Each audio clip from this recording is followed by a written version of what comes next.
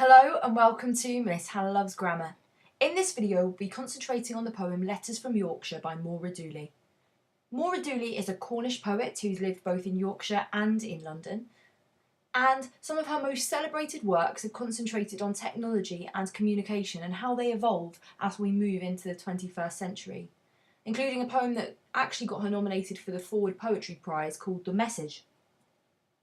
When we just look at the title, Letters from Yorkshire, it instantly seems quite dated. The title seems quite descriptive, distant and objective.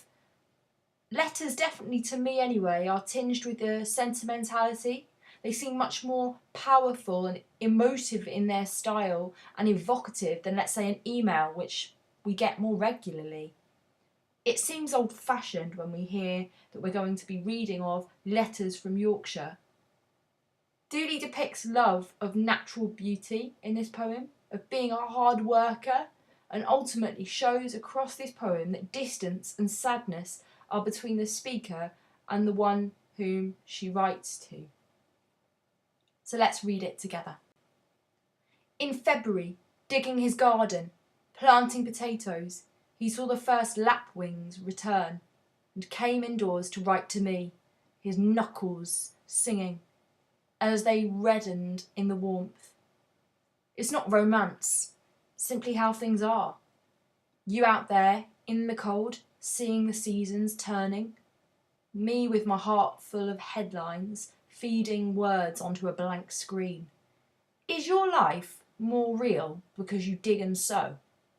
You wouldn't say so, breaking ice on a water butt, clearing a path through snow. Still, it's you who sends me word of that other world, pouring air and light into an envelope, so that at night, watching the same news in different houses, our souls tap out messages across the icy miles. The poem has an evocative opening clause. Set in February. This sounds wintry, bleak, even a little depressing. The rest of the opening line reveals our poem has a subject. We're looking at he, his garden. It sounds like we're dealing with a farmer because the two present continuous verbs are digging and planting. This is a very busy opening line, and it actually has 15 syllables, the longest number in the whole poem. And there are 5 emphasis points on the words February, digging, garden, planting and potatoes. By line 2, the past tense is revealed, so we understand that this is a reflection or a moment that our speaker has recalled from their own viewpoint. And it says he saw the first lapwings return. It heightens this as the season, the moment that the birds return. And it kickstarts the action of this whole poem. Through the use of enjambment and a lack of capitalisation, it makes this seem quite like a freeing moment. And as we move into stanza 2, we realise that our focus, the subject, he, has moved from the outdoors to the indoors. And our gaze, as readers, moves from nature to his knuckles, the fact that they're reddened and the fact that they're full of warmth. Line 5, it's not romance, simply how things are, feels like a soundbite of what he might say, or maybe even a rejection of our speaker's affection. The speaker becomes more central in line 6. They say, you out there, in the cold, and they compare it to their experience. You compared with me.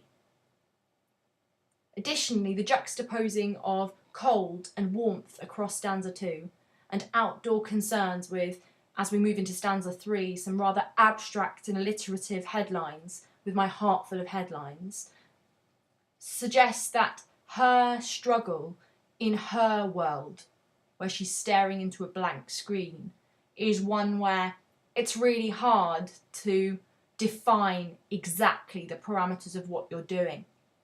Yet for our subject, he, well, Outdoors, there's always work to be done, and it's very physical, labour-intensive work that definitely makes your body work too. We definitely get the impression as we continue into stanza 3, our speaker is disillusioned by their life, and verbs like turning and feeding, they only illustrate to show just how disenfranchised they feel. Stress definitely goes on monosyllabic words as well, which seem more gritty, and that's shown best in line 9. Is your life more real because you dig and sow?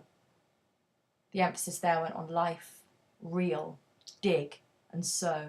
Words that seem to fit better with the farmer's life than with the speaker. The question definitely seems quite aggressive, as does the pronoun that begins stanza 4. You wouldn't say so. It definitely feels like a sort of reality check, and even a simplification, overly so, of what the farmer does, as interrupted by the caesura at the end of the flow of that sentence on line 11. You wouldn't say so, breaking ice on a water butt, clearing a path through the snow.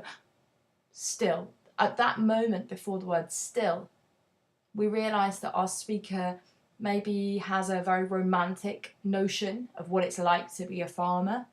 In their head, it's much easier than the work they do.